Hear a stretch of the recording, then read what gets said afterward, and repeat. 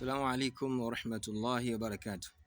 Je, unaifahamu aya ambayo kama utaisoma aya hii basi inaua uchawi uliowekwa ima katika nyumba yako ndani au nje, au uchawi uliowekwa katika duka lako? Unajua leo ndugu zangu, kuna watu leo wanafanya biashara, sawa bwana, lakini katika biashara zao huwa hawaoni faida yoyote. Hakuna faida yoyote wanaiona katika biashara zao zaidi ya hasara. Leo kuna watu wana majumba, lakini majumba hayakaliki. Kila siku mandoto ya ajabu watu wanaota, vimbwanga haviishi katika nyumba. Basi hayo maeneo mara nyingi huwa yanakuwa yamefanyiwa uchawi, si hili yamefanyiwa. So kuna aya zipo, kuna aya ipo ambayo kama utaisoma hii aya, basi Allah subhanahu wa ta'ala, ule uchawi uliomo ndani ya duka lako, ndani ya ofisi yako, Mwenyezi Mungu anaubatilisha, unakuwa hauwezi kufanya kazi, kwa maana anautoa nguvu. Hii mujarrab sana wallahi alazim. Na hata kama katika nyumba yako wewe unaoishi pamefanyiwa hasad, kuna nyumba ndugu zangu zimefanyiwa hasadi, watu kila siku hawaachi kugombana, mpaka unashangaa ni kile wanachogombania hakina kichwa wala hakina miguu. Watu wanaota mandoto ya ajabu kila siku, hakuna baraka humo ndani. Mara nyingi nyumba kama hizi zinakuwa zimechezewa na wachawi. Soma aya hii inayokuelekeza katika nyumba yako au katika ofisi yako, basi insha Allahu taala Mwenyezi Mungu subhanahu wa taala atabatilisha na atauua nguvu huo uchawi uliomo ndani ya nyumba yako au ndani ya ofisi yako. Utasoma aya gani? Utasoma aya ifuatayo mara 70. Utasoma aya iliyomo ndani ya surati Ar-Rahman. Aya hiyo Allah subhanahu wa ta'ala anasema, baada a'udhu billahi minash shaitani rrajim, bismillahir rahmanir rahim, ya ma'ashara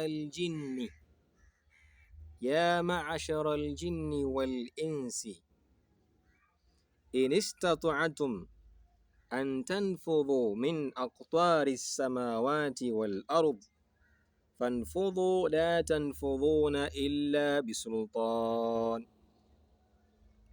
Nitarudia tena, ya ma'ashara al-jinni wal insi in istata'tum an tanfudhu min aqtari as-samawati wal ard fanfudhu la tanfudhuna illa bisultan.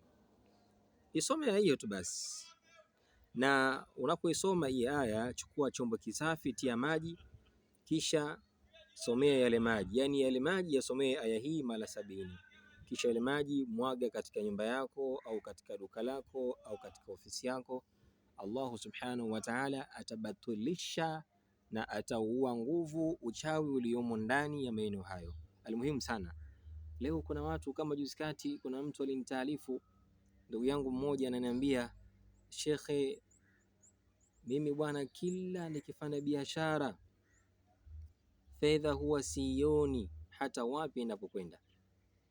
Ndugu yangu mmoja yupo Kigamboni huko, ananiambia, bwana, mimi shekhe, kila nikiuza sioni biashara yote, maanake sioni faida yote, na kwa kama sijauza maanake. Sasa mara nyingi hii hutokea au hutokana na kufanyiwa hasadi, sihiri katika biashara yako. Na itakuja kuandaa darsa insha Allahu taala litakaolezea masala ya chuma ulete, wachawi huwa namna gani wanafanya ili kuweza kuiba fedha za katika biashara ambazo watu wengi leo hufanya hizo biashara za namna mbalimbali. Wachawi wanakuja wanaiba fedha. Hivi ujiulize, kwa nini mchawi akija kwako anakuta pesa pale juu ya meza 50,000, simu za thamani, lakini hachukui? Wale wana namna yao ya kuiba, lakini hawaibi vivi.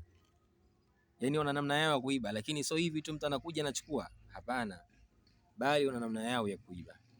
Kwa hiyo biidhnillah taala nitaandaa hii kuelezea kwa mukhtasar namna wachawi wanavyoweza kuiba pesa za watu na kufilisi maduka ya watu na ofisi za watu.